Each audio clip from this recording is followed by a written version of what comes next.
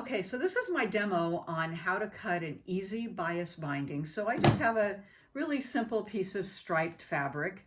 And the first thing I do, and it can be any size. So this is just a small piece of fabric that I had, but of course, you know, on your bigger piece here, you'll do the same thing. You'll just open it up and press out the wrinkles, but it works the same for any size of fabric.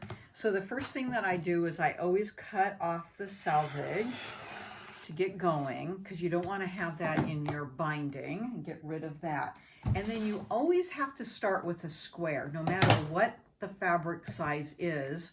So if you're going to start with the piece we gave you, you have to do the same thing. So to figure out the square, so I'm just going to get rid of the rest of this that I didn't press out, is you have to fold it up to just figure out where that square is. So this will be a kind of a small piece that I'm demoing with.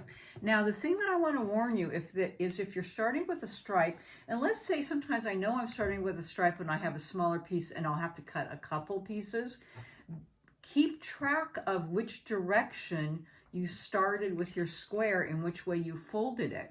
Because if you fold it an opposite way, your binding on your stripe may then end up running in two different directions. Okay, just a little warning. How do I know that? Oh, I did it. I did it once. Okay, so now I'm going to cut this so that I have a square. And then if I wanted to use this again to make more binding, I would have it and I would keep it facing the same direction. Okay, so all you do is you fold it up once, like this, fold it up, and then I'm going to fold it over again. Kind of like we call it the diaper fold. Okay. Now, my fold here is on the bottom, and I have a fold here. I'm right-handed, so I'm folding it so that I have this fold on the bottom, and I have a fold here. This is my bias. Now, it doesn't have to be a stripe. It can be any fabric that I want to put on the bias, okay? So now I can start cutting my bias binding right here. Now, I cut my binding at 2.5 inches, or 2.25 inches.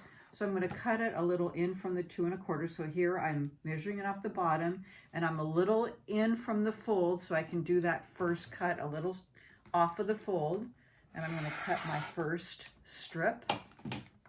And then I'll have to flip this one over because I have the fold there.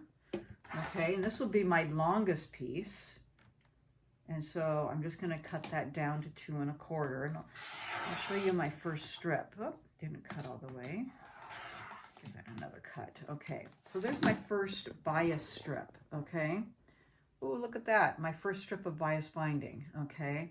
And then this would be my second strip here. You always get 2 out of that. And then how do I piece those together? Well, I would just match that up, a little offset that a tiny bit, and then piece it, okay? So there's my first strip. So those are always the longest bits. And then just keep that intact. And then put this 2.5 inches over, or 2.25 inches over. You might cut yours at 2.5, whatever you like. And then of course they get smaller and smaller. This is a tiny piece that I started with, so of course my strips are smaller, but there's your nice next bit. This is all on the bias. And then I would just start piecing these together, okay? And your strips are going in the correct direction, okay? And piecing that together and going all the way along, all right? And there's your bias binding, and that's how I did it for here, but of course starting with a much bigger piece. And yes, you do have some left over. So the question to me always is, how much do I need for a big quilt? I don't have a real great math calculation. I usually start with, say, I don't know, 2/3 of a yard, and then just fold it up and see how much I get out of like a square. Just get a square out of it, and I usually have some bits left. Do I start with like 1.25 yards because that's a 40-inch? I don't. That's a lot of binding. I don't need that much. So, you know, it's not a big math calculation to me. I started with about that, and I usually have plenty, and it makes enough for a big quilt. So yeah, it's not real mathematical for me, but you know, I get a lot. That's not great. I mean, maybe you're not satisfied with that answer, but you'll get a lot of binding. And there you go. So anyways, try that and see if you like it. It makes making the binding very, very easy. I don't like the tube, and I don't like hand cutting.